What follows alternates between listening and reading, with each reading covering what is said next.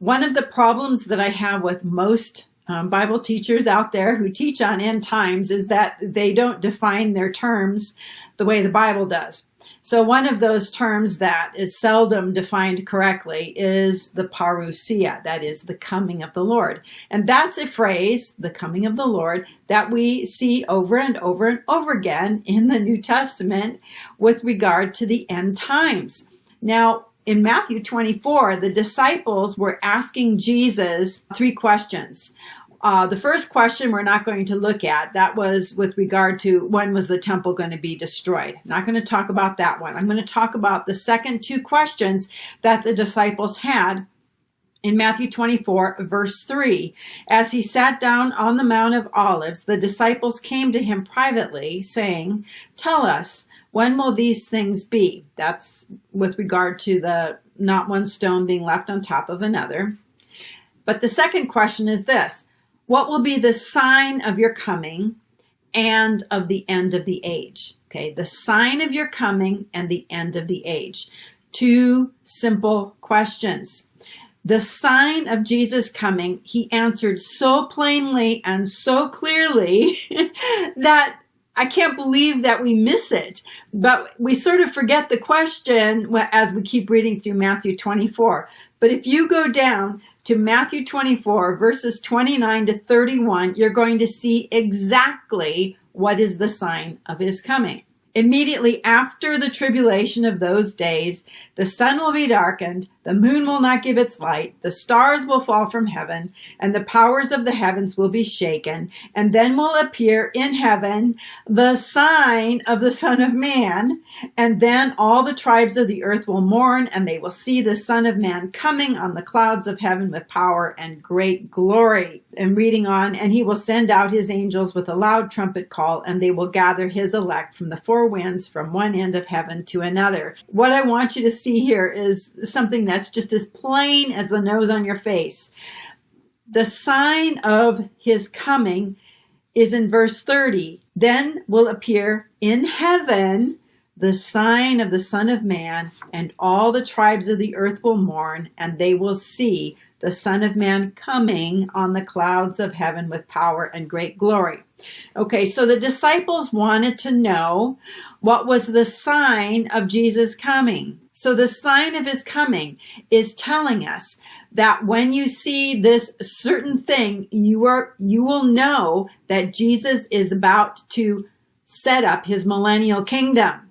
Okay, his coming is his parousia. The Greek word means the coming of an important person, a king, a potentate, to rule and reign. When Jesus comes and you see this sign, you will know that we have reached the end of the age. Okay, the end of the age. Okay, it doesn't say the end of the church age. It doesn't say the end of any certain kind of age. The end of this present age will be over when Jesus begins his millennial reign. That is the age to come, the 1,000-year reign of Christ. So what is the sign of Jesus' arrival to begin to rule and reign during what we know of as the millennium? Well, it's the sun going dark, the moon turning to blood. It's going to be after the tribulation of those days, and all the tribes of earth will mourn. And these are the same things that we read about with the 6th seal. When he opened the 6th seal, I looked, and behold, there was a great earthquake. The sun became black as sackcloth. The full moon became like blood. The stars of the sky fell to the earth as a fig tree sheds its winter fruit when shaken by a gale. And the sky vanished like a scroll that's being rolled up. Go down to verse 16. It talks about people calling for the mountains and the rocks to fall on them. Fall on us and hide us from the face of him who is seated on the throne and from the wrath of the Lamb, for the great day of their wrath has come, and who can stand? So here you have Jesus, the Lamb, and his Father appearing in heaven, which is just what Jesus said in Matthew 24, that the sign would be that the heavens are opened and you see him. And then it says in Revelation 6 that the great day of their wrath has come, and who can stand? The great day is the day of the Lord. The great day is 1,000-year day. The great day is when the Lord is going to come and rule and reign on earth. That's the great day. Here's what it looks like on a timeline. We'll have seals 1 through 5. And then the 6th seal. And this is the sign of the Son of Man. Okay, the 6th seal is what we read about in Matthew 24. This is the sign. And this is what tells us that the great day has come. Okay, so we know that the great day, which is the same thing as the day of the Lord, which is the same thing as the 1,000-year millennium, has begun. Okay, from here on out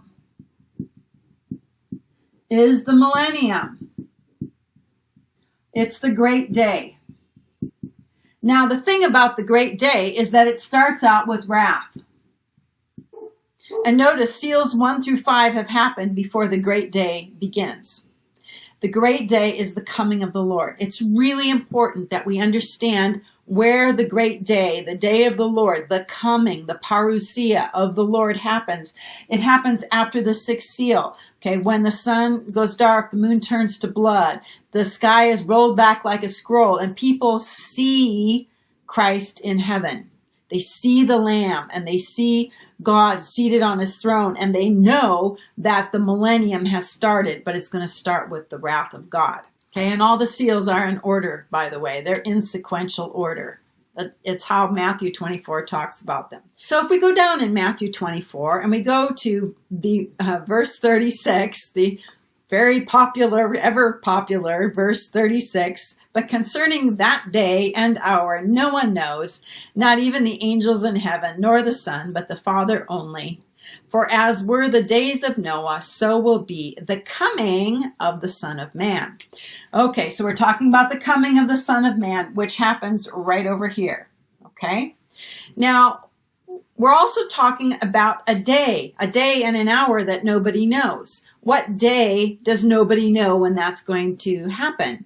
Well, the subject here, the question that the disciples had was what was going to be the sign of Jesus coming, his appearance as the king, the great day, the millennial reign. They were waiting for the millennium. They weren't waiting up for a rapture. They wanted to sit on 12 thrones and judge the 12 tribes of Israel. They wanted to be with Christ in his glory. Okay, this is what they were watching for. They didn't know anything about a rapture or anything like that, although Jesus is going to hint about rapture here in Matthew 24, and I've talked about that in previous videos. But what is the day and hour that nobody knows? Well, it's this one right here. It's when the day of the Lord is going to begin. That's what we're talking about. When is Jesus going to come? What's the sign of his appearance as the king?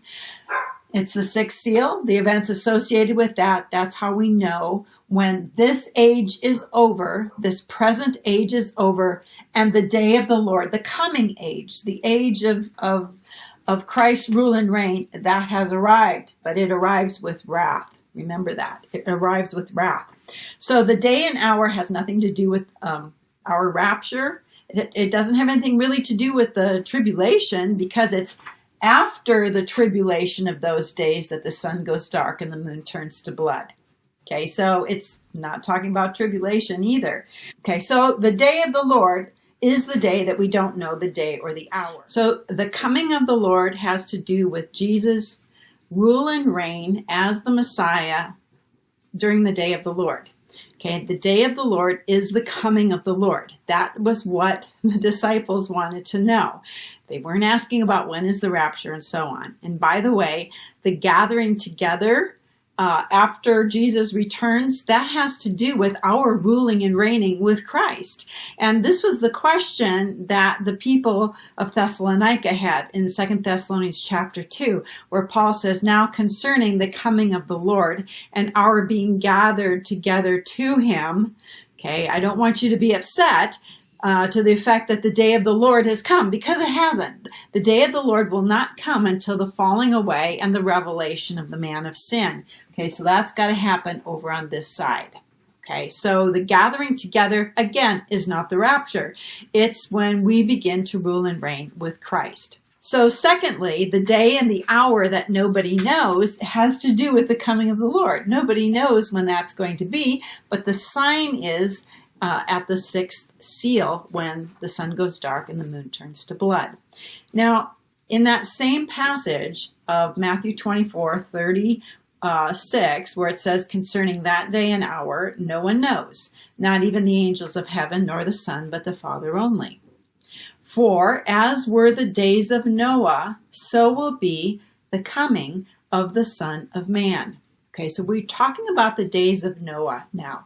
What does that mean? What are the days of Noah? What is their connection with the day of the Lord and the sixth seal events and the reign of Christ? When we're talking about the days of Noah, we should automatically think we need to go back to Genesis 6. Genesis 6 now came about when mankind began to multiply on the face of the land, and daughters were born to them, that the sons of God saw the daughters of mankind, that they were beautiful, and they took wives for themselves whomever they chose. Verse 4, the Nephilim were on the earth in those days and also afterward, when the sons of God came into the daughters of mankind, and they bore children to them. Those were the mighty men who were of old, men of renown. Verse 5 of Genesis 6, then the Lord saw that the wickedness of mankind was great on the earth, and that every intent of the thoughts of their heart was only evil continually. But it says Noah found favor in the eyes of the Lord. And in verse 9, these are the records of the generations of Noah. Noah was a righteous man, blameless in his generation. Now the earth was corrupt in the sight of God. The earth was filled with violence, and God looked on the earth, and behold, it was corrupt. For humanity had corrupted its way upon the earth. So there are several aspects to the days of Noah. One is an incursion of the sons of God mating with human women, okay? So we're talking about an incursion of not the fallen angels who live in heaven, who are with Satan right now, who will be cast out later. We're talking about the angels that were kept in the pit, okay? The incursion of the sons of God. Okay, that's the watcher angels. Okay, and the second thing was all the violence in the land. Okay, so there was so much violence that God was sorry he made mankind. And as a result, he was going to send the flood to destroy mankind. But he saved Noah. Now, there's other places that talk about how if God didn't shorten the days, that there would be no flesh that would be saved. We're talking about like human people who have uncorrupted DNA, people like Noah, that if God didn't intervene, there wouldn't be any people left. So when we're talking about the days of Noah, we're not talking about like ordinary days like now. We're talking about an incursion of the sons of God, the fallen angels. So will that happen during the end times? Yes, it will. That's at the fifth trumpet. That's when the pit's going to open. And that's when these fallen sons of God who've been kept in chains in the pit since the time of the flood, that's when they're going to be released. That's part of the days of Noah. It's another incursion of fallen angels on the earth. The second thing is there's violence, an increase in violence. And remember, the second seal is about peace being removed from the earth. And we're also talking about the salvation of a righteous person here. Okay, so that's the third thing. And that is actually going to happen right here. There's going to be a rapture. That's when he who endures to the end of the age, Okay, just before the new age begins, he who endures to the end will be saved. We're talking about believers here. Let's go back to Matthew 24, verse 38. For as in those days before the flood, they were eating and drinking, marrying and giving in marriage until the day when Noah entered the ark. And they were unaware until the flood came and swept them all away. So will be the coming of the Son of Man. The coming of the Son of Man has to do with his return to begin his millennial reign. Who was eating and drinking and marrying and giving in marriage? Who was doing that? It was these guys here, the wives that had been given to them, and their sons, the Nephilim, the giants. These guys were the ones that were eating and drinking and marrying and giving in marriage. They were the ones that were doing it until the day when Noah entered the ark. So who are the people, the Christians, who are going to be raptured just before this day right here? Well, this is the rapture that's talked about in Revelation chapter 14, verse 14. One like a son of man comes on the clouds to harvest the earth. Now, this is the third and final rapture. And it doesn't happen when Jesus steps down on the earth. It happens before the sign of the Son of Man, okay? Before the wrath of God begins, okay? The wrath of God is going to begin right here. And in Revelation, it's the bowls. The seals has a timeline. The trumpets have a timeline. And the bowls have a timeline. Okay, theirs is all over here at the end. But every one of those seals and trumpets, they have their own individual timeline, and we don't have all the seals and then all the trumpets and then all the bowls. That's not how this works. It's sort of like everyone is its own little list, and you find where on the timeline it should go. And the sixth seal will happen actually sometime after the fifth trumpet. Fifth trumpet is when the pit is opened. All right, so then let's go down to verse 39 of Matthew 24. And they were unaware until the flood came and swept them all away. So will be the coming of the Son of Man. Okay, they were unaware. Okay, and these guys are not going to be watching. They're going to be unaware as well of when the Lord is coming. They are not expecting him to return. They aren't expecting it at all. And then two men will be in the field. One will be taken, one will be left. Two women will be grinding at the mill. One will be taken and one will be left. So what this is telling me is that it's going to be a little different than the days of Noah, because during the days of Noah, everybody but 8 people were destroyed. And here it's like 50% are saved and 50% are going to be taken away in the flood. Verse 42, therefore stay awake, for you do not know on what day your Lord is going to come. But know this, if the master of the house had known in what part of the night the thief was coming, he would have stayed awake and would not have let his house be broken into. Okay, so the master of the house here actually is Satan and the beast. If they knew when the Son of Man was coming like a thief to steal away his people, they'd have stayed awake. But they're not expecting Christ to return. There is something about the end times that's not allowing them to see clearly. Okay, so they think they're actually going to continue on, that they own the earth now, that they own it, that they control it. They're not watching, and it says here that the master of the house, that is Satan and the beast, are not going to be watching either. If they had known when Jesus was coming back, that he actually was coming back, they'd have stayed awake. Verse 44, therefore you also must be ready, for the Son of Man is coming at an hour you do not expect. Okay, so when the day of the Lord comes at an hour we do not expect, there's this third rapture that's going to come when we don't expect. This is the one that's imminent. This is the one that we don't know when it is. But we know the window of it. We know the window. It's going to have to be after the seals 1 through 5. And we know that we're going to be in heaven. The first rapture would have already taken place. It's kings and priests. That's the child of Revelation 12 who's going to rule and reign. Okay, so there's already been a group taken. The seals then are opened, seals 1 through 5. And according to Matthew 24 and 2 Thessalonians chapter 2, you have to have the abomination of desolation. Okay? And it's after the tribulation of those days that it's cut short. The beast, however, is going to have 42 months. He'll get the whole thing. The wrath of God with Armageddon and all of that will end right here.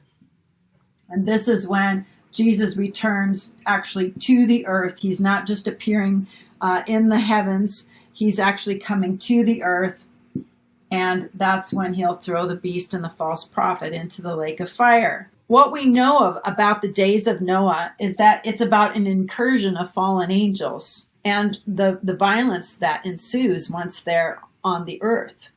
Okay, we know that they're going to be here. We're told that they are in chains until the great day. The great day is this day right here. It's on the day of the Lord, at the beginning of the day of the Lord, that God is going to take all those fallen angels, the sons of God, the watchers, plus all the fallen angels that are going to arrive from heaven after being cast out by Michael, plus all the demons, plus anybody who has taken the mark of the beast, which isn't going to be everybody, but those that do, and anyone who worships the beast and the image of the beast. All of those are going to be thrown into the lake of fire. But this is not a judgment on anyone except for those entities. It's primarily for fallen spiritual enemies, the fallen angels. Okay, that's what this tribulation time is primarily about. It's not really about Israel, because Israel won't enter into a saving knowledge of Christ until they see the sign of the Son of Man. And by that time, we're going to have the wrath of God. We've got the remnant in the wilderness, and they'll probably see that sign as well. And then they'll come back, and that's when they will repopulate the earth during the millennium. Plus, any of those people who are left after one was taken and one was left, there'll be somebody of those who are left. Those who are taken in judgment. The people who are left are going to populate the earth during the millennium. They're going to be mortal people who are left. So the people who are going to be raptured right here, they're the ones that have to be ready. And then Jesus goes and tells a parable about an unfaithful steward, unfaithful servant. We're not going to get into that right now. So Satan has kept this end time incursion of the watchers kind of a secret. And he's sort of, doing the Jedi mind trick thing where we can't make the connection between the days of Noah, the Genesis 6 fallen angels, the pit being opened and these fallen angels being released, and the days of Noah that are going to happen prior to the coming of the Lord.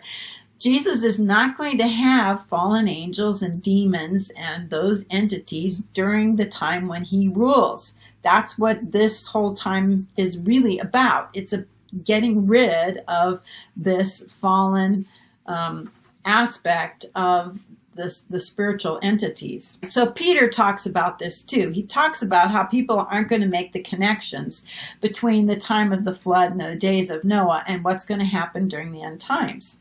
This is 2 Peter chapter 3, verses 1 through 6. This is now the second letter that I'm writing to you, beloved. In both of them, I'm stirring up your sincere mind by way of reminder that you should remember the predictions of the holy prophets and the commandment of the Lord and Savior through your apostles, knowing first of all that scoffers will come in the last days with scoffing, following their own sinful desires. Okay, we certainly see that happening in the world today. And they will say, where's the promise of his coming? Okay, they're not asking about when is the rapture. They're saying, well, when is he going to come to rule and reign?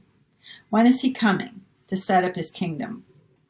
For ever since the fathers fell asleep, all things are continuing as they were from the beginning of creation. All right, so this is where these people are like, duh, they don't get it. what they're saying is that God created the earth and then nothing changed. Everything's been going the way it has ever since the beginning. And Peter says, did you forget about the flood? Did you forget about the incursion of fallen angels and their children, the Nephilim, who came about as a result of the intermarriage between the daughters of men and these sons of God? Did you forget about that? And what God had to do, he had to wipe them all out, and he just saved Noah? Did you guys forget about that? Here's what he says. Verse 5, for they deliberately overlook this fact that the heavens existed long ago. They've been around for a long time. And the earth was formed out of water and through water by the word of God. Okay, remember the Spirit hovered over the waters that were on the earth? And that by means of these, the world that then existed was deluged with water and perished. All right, so there was a world back here that there was a flood. So what Peter is saying is that there was a time when things were judged, when God judged this right here. The final judgment of these entities hasn't happened yet. They're being kept in chains, awaiting the great day over here, when they will be judged permanently and cast into the lake of fire. So we know that all things are not going to continue the same forever. And the time for the final judgment of the corrupt sons of God will take place during the end times. Okay, just prior to the millennial reign of Christ at his coming. Okay, so here's some things I want you to remember. The days of Noah are about the incursion, another incursion. Once the pit is opened, that these fallen angels are going to be released on the earth. And it's the king of these fallen angels who are in the pit who is going to indwell the seventh king, who dies and comes back as the eighth king, the Antichrist. Then he's going to rule on the earth, and he's going to rule with fallen entities, fallen angels. And that's what's going to happen prior to the coming of the Lord. The second thing I want you to remember is that the coming of the Lord is always referring to Jesus' second coming. His second coming. It's never referring to the rapture. It's never referring to the rapture. And which rapture are you talking about? There's the first one for kings and priests that we hope to go in. That's the one I'm hoping to be a part of. And then there's people who are going to be coming to Christ, in particular, the 144,000. And they're going to go before the hour of trial, which is right here, the abomination of desolation. And then anybody who's alive and survives until the coming of the Lord, when he returns, then they're going to be taken in that third rapture. And the third thing is the day and hour that nobody knows what it is. It's right here. It's the day when the millennium begins. Nobody knows that. That's when this age, this present age we're living in now, will end and the new age will begin. And anyone who endures to the end of the age, this sixth seal stuff, is going to be delivered. That is, they're going to be taken. Right? Okay, so that's all I have to say here. I hope you'll leave a comment in the comment section, and we'll see you on another video. Till then, have a blessed day.